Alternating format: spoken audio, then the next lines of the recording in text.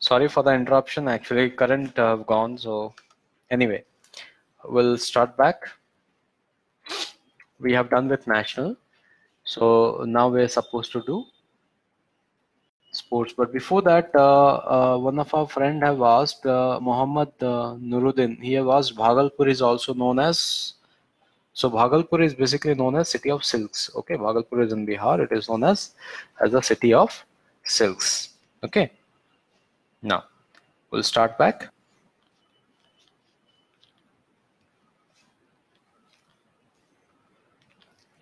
So we'll go now to sports. After national, we'll have gone to sports and miscellaneous, and after that, we'll come back again to international affairs.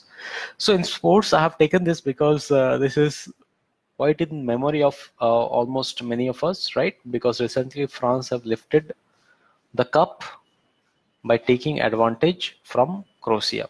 So France have lifted the FIFA World Cup 2018 for the second time by defeating Croatia. For how many times? The important point here, second time. This is the first time France have lifted. Okay, sorry, second time France have lifted the cup by defeating Croatia by 4-2. Out of this 4-2, one goal was made by France itself by mistake.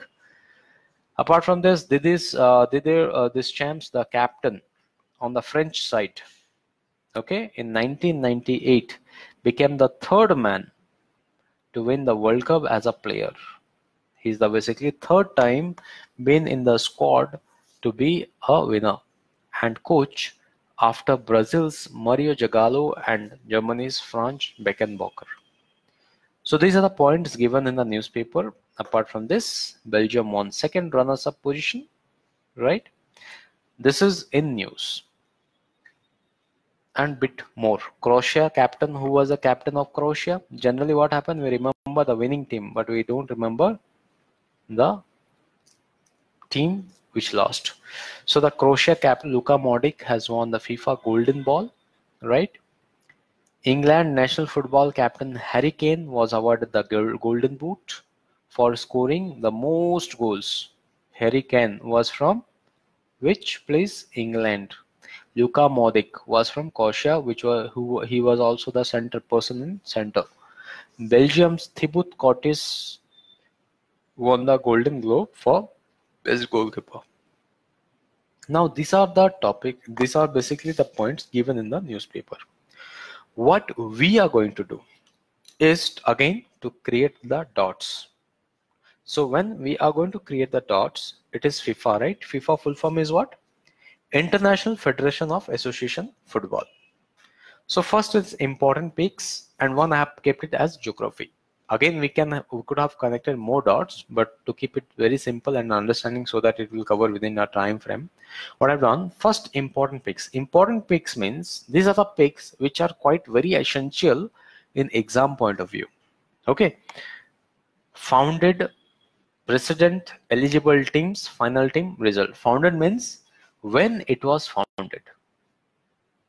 It was basically founded on 21st May 1904. The FIFA organization was first founded in 21st May 1904. Then the president was not important, but right now the president who is the important president is Gianni, right? Gianni Infantino. The eligible team who have fought among themselves for getting into the national teams were 2-1-1.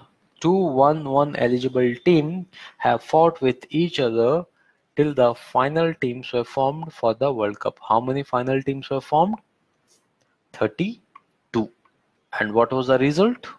It was France versus Croatia.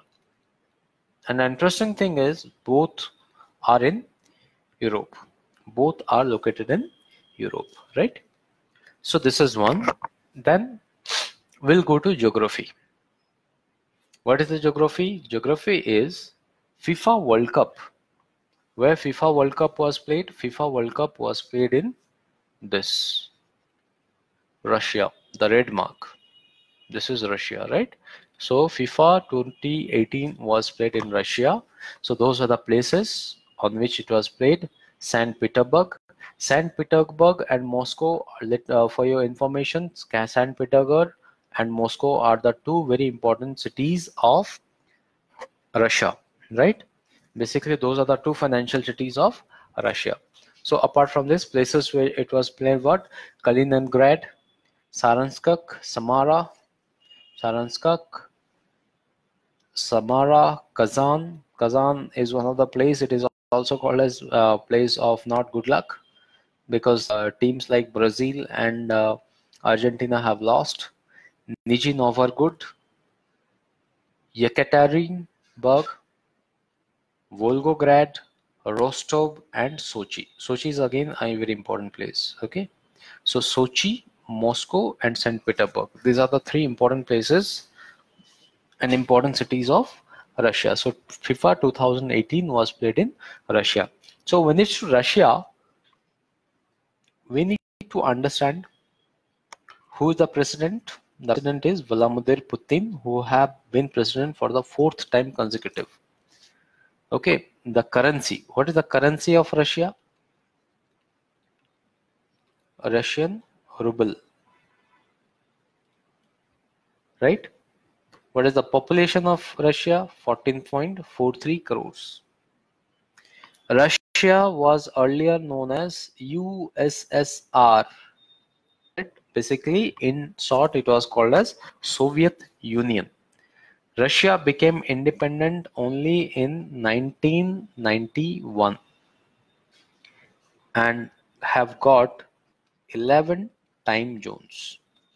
Russia is a country which have got 11 time zones. Means if you are traveling within Russia, you need to switch 8 timelines, 8 times, right?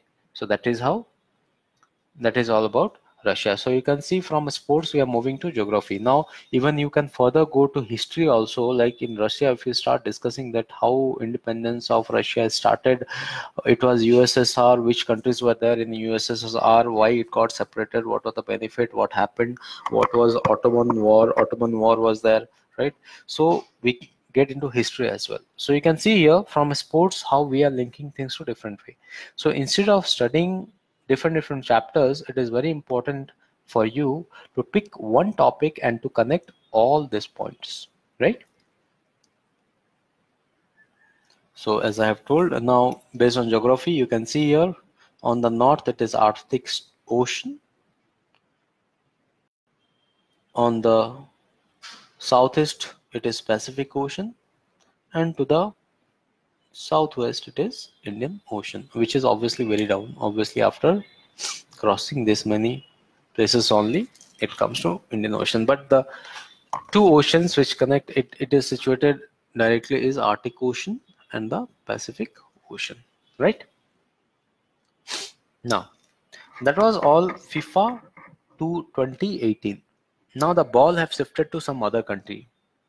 Now the preparations are in other places. What are the other places? What is the other place which is going to happen in 2022? That is 2022. The FIFA World Cup will be played in Qatar. This is Qatar. Where is Qatar?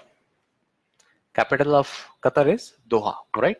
So you can see here, this is India, right? This is India, Arabian Sea. So this place, you can see how small place is this,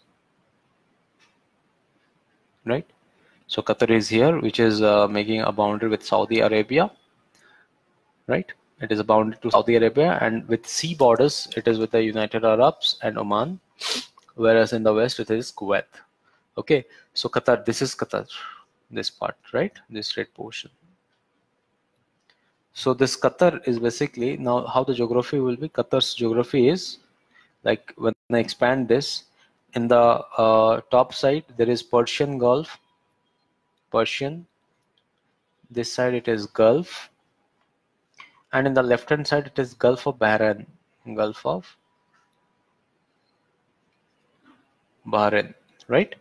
So you can see here I have differentiated the geography as well. Apart from this, few other things you need to understand is the capital of Qatar is Doha. Doha is what? Capital. And the currency of Qatar is what? Qatari real. Right? I hope you understand how things goes. Right? So this is the way we connect the dots.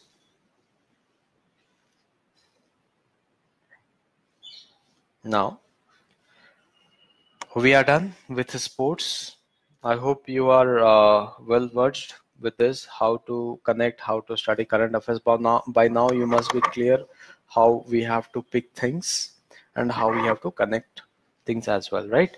So now we'll go to the third point. We have completed our national, taking a pick, right? We have gone to sports. Now we'll move to international affairs, international importance. When you go to international importance, obviously I'll do the same thing. I'll take one topic and I'll elaborate and connect the dot to the topic so that overall aspects can be covered, right? So the topic in this international importance I'm going to take is India-China relation. Say there is something on India-China relation. So one second, let me see who all are connected so that I can check if any questions are asked.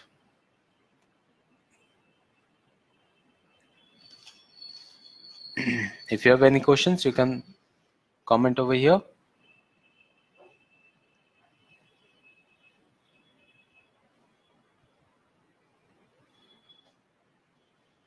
All are connected.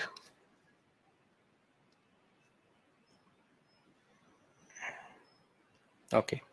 So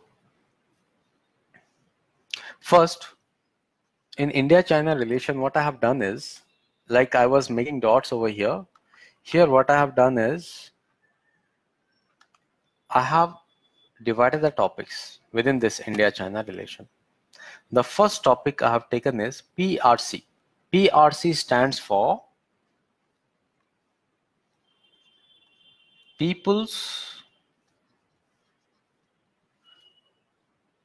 Republic of China. Till now we have been calling China, but the actual name of the country is PRC, that is People's Republic of China. People's Republic of China was first established. Basically, this name was given by a nationalist group, by a political group. So this PRC is one of a very strongest communist party which basically take decisions on behalf of the future of China. So here this PRC was first established in 1949. Okay, it was first established in 1949, and India was the first non-communist country to establish an embassy in PRC. In China, India was the first to set up a embassy. India was the first non-communist. Why India is non-communist? Because we are a democratic country. China is not a democratic country. China is a communist country, whereas India is a what? India is a democratic country. So in 1949 PRC was established, and in 1950 India and China have established diplomatic relations. Soon after, India, it is obviously quite obvious because being a neighbor, you always reach first. So in 1950, India-China have established diplomatic relations. Everything was good until the India-China conflict in 1962 led to a serious setback in the bilateral relations. And again, when 1962 what happened? There was a India-China war, actually a war. So in 1962, until 1962, everything was fine because they have taken a serious setback and there was a war. And again, things got normal in 1976. India, China again restored their ambassadorial relation back in 1976. After then, maintenance of peace and tranquility along the LAC on the India-China borders area have been very consistent, and even Prime Minister Narasimha Rao on his time have visited, reflected the growing stability and substance in bilateral ties. And subsequently, after Narasimha Rao, one after other, many prime ministers who have been in the seat of prime minister have always tried to build a cordial relation with China, because being China is one of a very booming market, our largest economy for tomorrow, which is running quite parallel, rather little faster than India. But being a neighbor, it is very, very important to reach out to China. So that is the only thing that every government have been always trying to be in pace with China. Now, the next, when I go to the recent developments,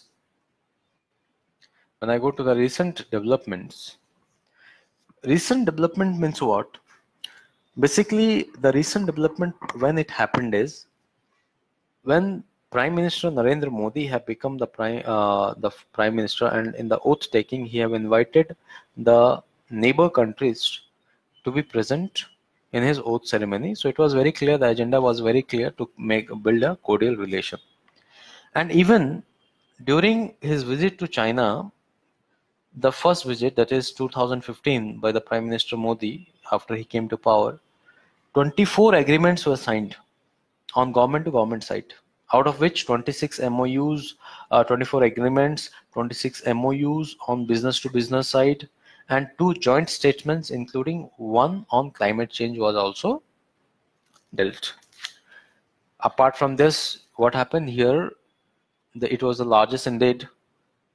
24 government agreements, 26 business to business MOUs, 2 joint statements on climate change where the first MOU signed. Apart from this, three institutions were launched in partnership.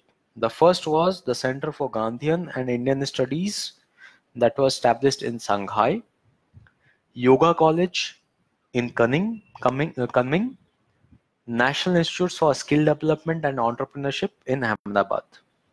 How many? 3 institutes were developed, 2 in China, 1 in India. First was Center for Gandhian and Indian Studies Shanghai, the second was Yoga College Kunming, and the third was National Institutes for Skill Development in Ahmedabad. Apart from this, new consulates Chengdu and Chennai have been defined. Sister city and sister state relations agreement like Karnataka and Sichuan agreement were done, so that Sichuan will help Karnataka in receiving and building a better growth and also helping in smart city activities.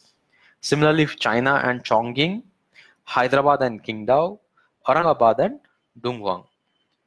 So those were the few important steps and recent developments which have been carried. Apart from this, extension of e-visas to Chinese have been granted, which was earlier there was no such e-visa for Chinese, so it was further granted. So those things we can understand in recent development. So you can see I'm trying to cover things as much for this relation. Now coming to the areas of cooperation.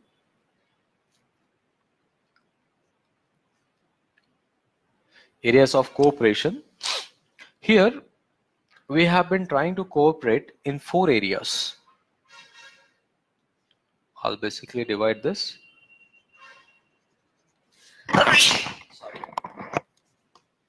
One is in Buddhism link. Then we have in banking, in education, in trade, right? So those are the important 4 areas where we are trying to cooperate. One is Buddhism links. It is quite obvious that India is a place where Buddhism was prospered and maximum population of China are Buddhist. So it is quite obvious that they are emotionally connected with India in the name of Lord Buddha. Then we have banking. When it comes, BRICS have been a very important. BRICS is basically a bank. BRICS is basically a summit, a organization which is combined of Brazil, Russia, India, China, and South Africa.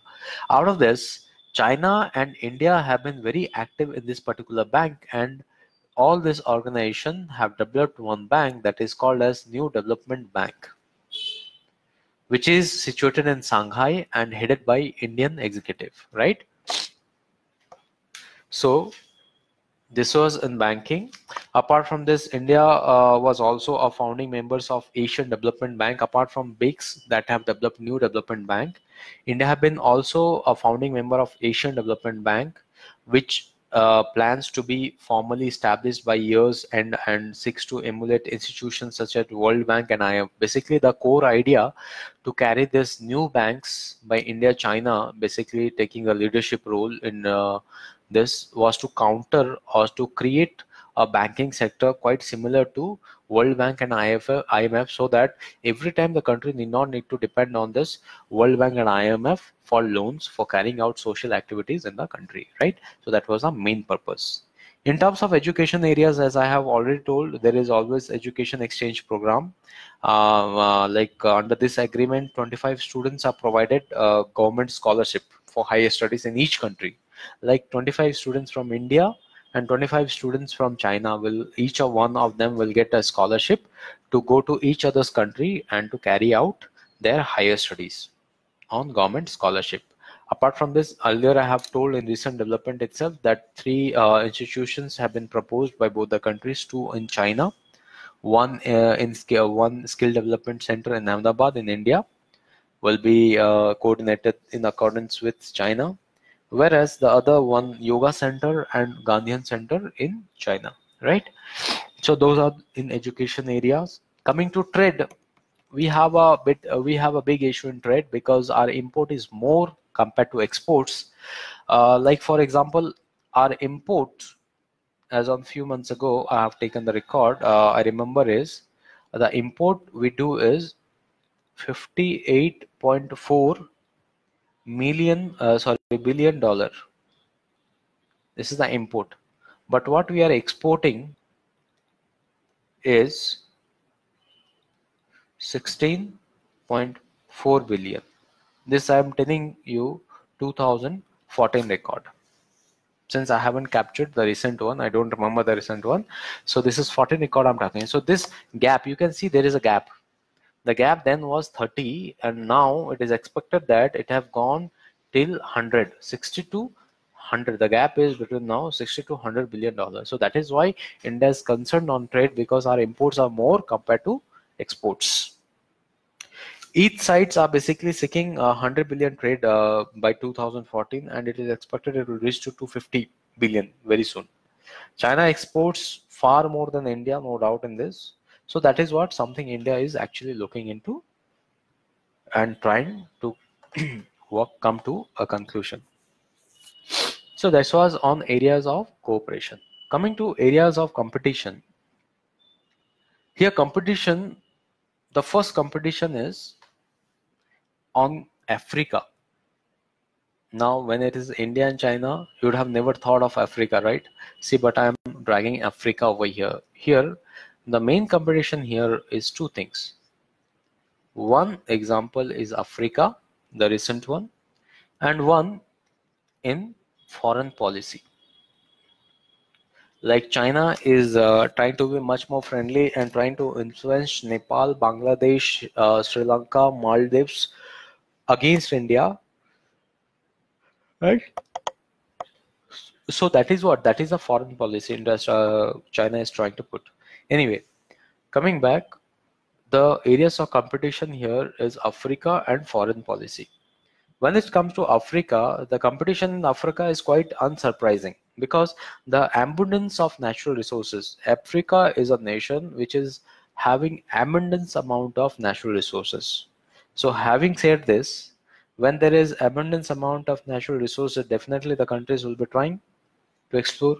So what happened is, Africa is a hotspot for both Chinese and Indian activities, because Indian and China investments were economical beneficial for both the countries.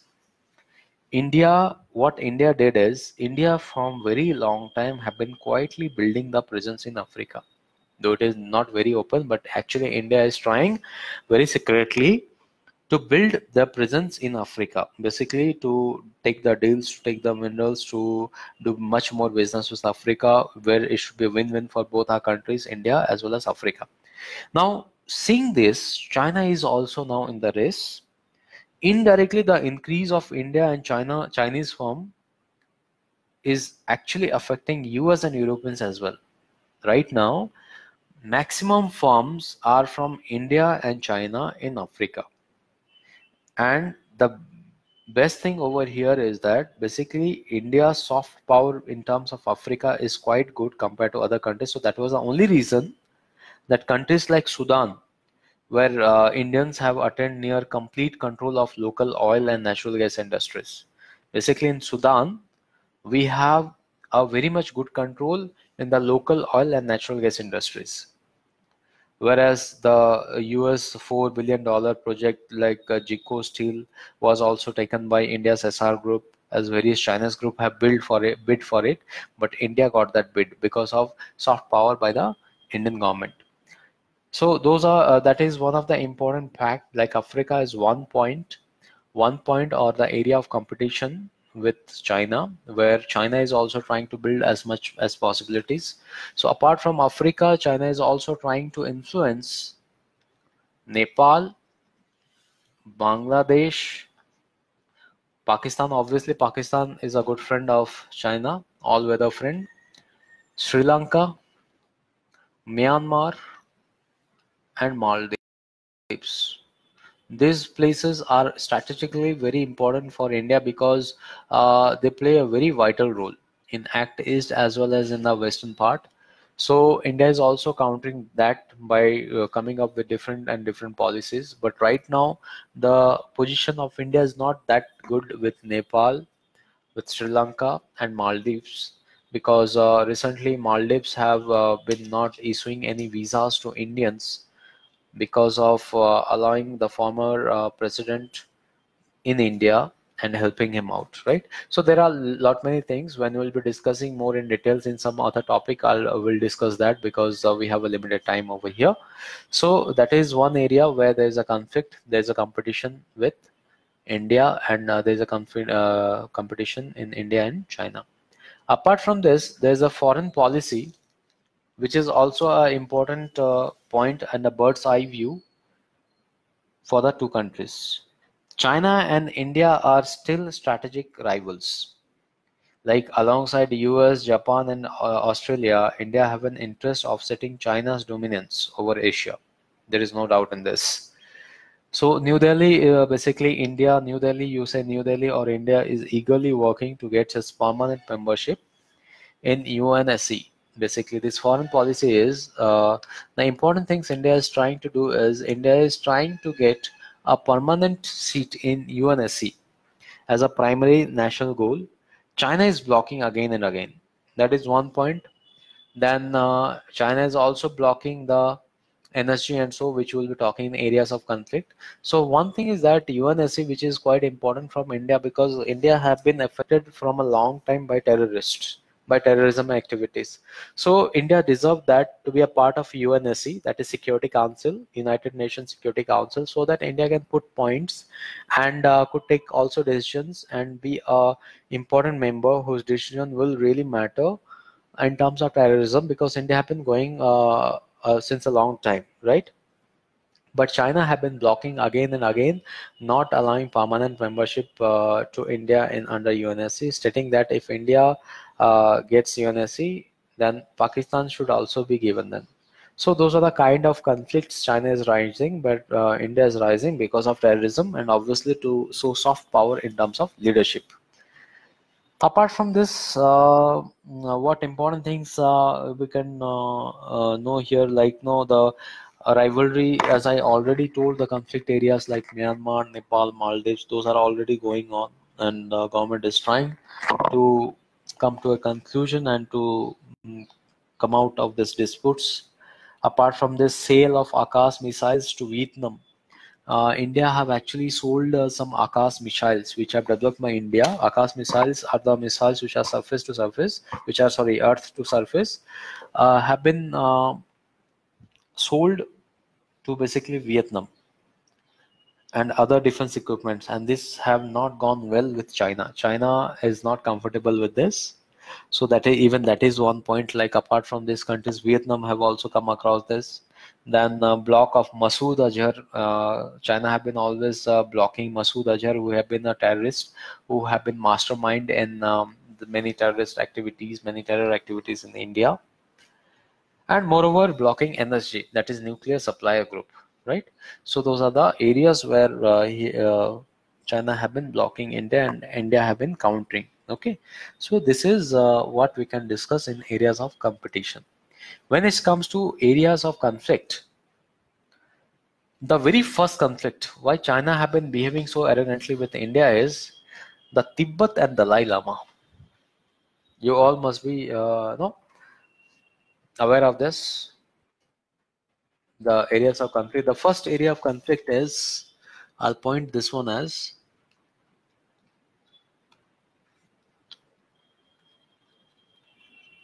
Tibet and Dalai Lama. Basically, this was the first reason that led the first ever war between the two nations, that is India and China. The reason was Tibet and Dalai Lama. What happened then? Dalai Lama was actually running a shadow government in India. What China believed is that Dalai Lama is running a shadow politics in India, so that to counter China, which have occupied many major regions of Tibet. Almost by now, all regions of Tibet have been captured by China. So basically, China believed that Dalai Lama is running a secret politics in India for against China, and this have irritated China, and that is how it have led to a war. Dharamsala resigned. Basically, the issue for China, like what happened, there is a place called Dharamsala in Himachal Pradesh, and which have been a place of Buddhist monks, where basically the monks of Tibetan region used to stay. So even when there are conferences held over there or meetings held over there, so China always criticizes India that to allow such non-national activities. But the fact is that China have occupied Tibet, so it is not digestible by China that Dalai Lama, who was there in Tibet, they are trying to catch hold Dalai Lama, but Dalai Lama have taken a refugee and have got a residence in India, and that is why there is a dispute between India and China as well. And this is one of the first instance. The second is, apart from this, the other conflict areas with China is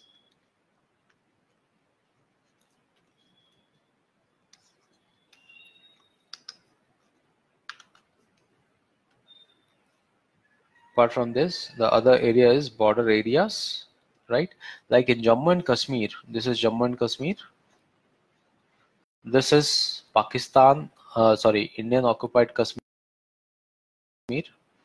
This is Pakistan occupied Kashmir, and this is Aksai Chin. Basically, this is captured by China. This part of Jammu and Kashmir, this part is captured by China, and that is called as Aksai Chin.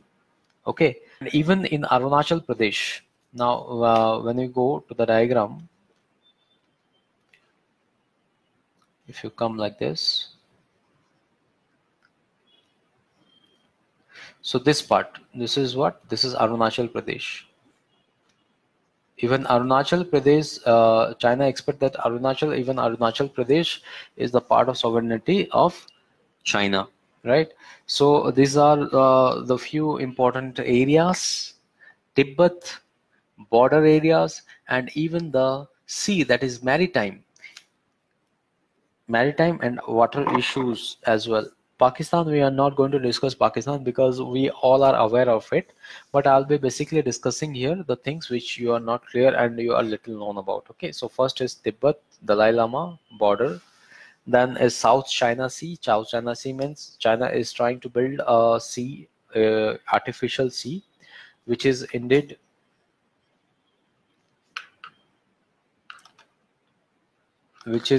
becoming a problem to all neighbor countries like Vietnam, Philippines, and so on. Right. So those are the areas of conflict. And the last one, but not the least, is the Asian tailwind. Okay, what is this Asian tailwind? Asian tailwind means how India and China are trying to be a global leaders, have been trying to be a global leaders and fighting each other. Right, so it is no less than. So since we are doing current affairs, I won't be talking too much on this literature, right? So the point of agenda was how to take a topic and how to differentiate things, because questions can be anything. Questions can come from war, like what was the reason for which India-China war happened, what is the trade deficit, whose import is more, right? So those are the few things. Aksai Chin is in which part, right? So those are the kind of questions we can expect, and little more to go, right? So we have done with international parts. So as I have divided this current affairs into 4 parts: national, international, economic, and sports. We have already covered a topic from national, we have covered from sports, we have covered from international. Now we'll go to economic affairs, and I'll try to keep it short as much possible because I understand the importance of time. So I'll take a very small topic over here, and one topic I have taken here is like RBI hikes repo rate by 25%. What does it mean? Right? RBI have hiked repo rate by 0.25%. So here we need to understand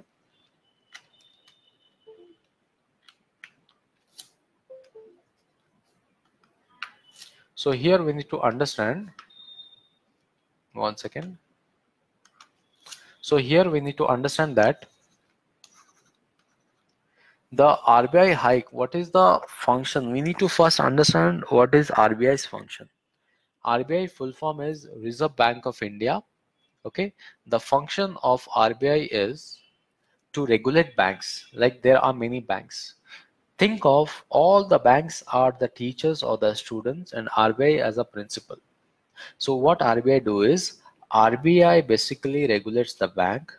RBI decide what should be the interest rate, like what should be the repo rate. Repo rate means the interest taken by the bank from the RBI. Okay, that is called repo rate.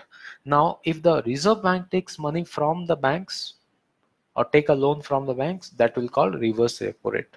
Similarly, there is a term called SLR, statutory liquidity ratio. It means that minimum percentage of amount that banks should keep with themselves. Similarly, CRR, cash reserve ratio.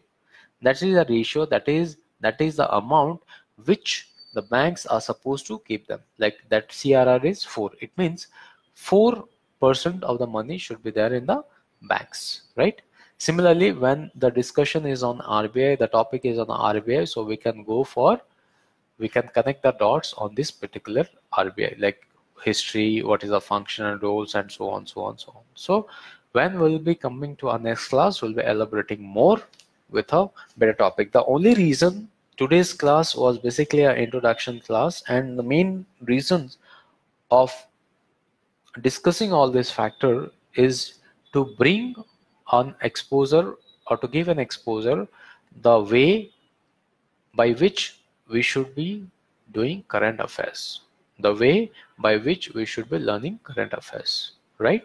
So with this, I'll conclude today's class.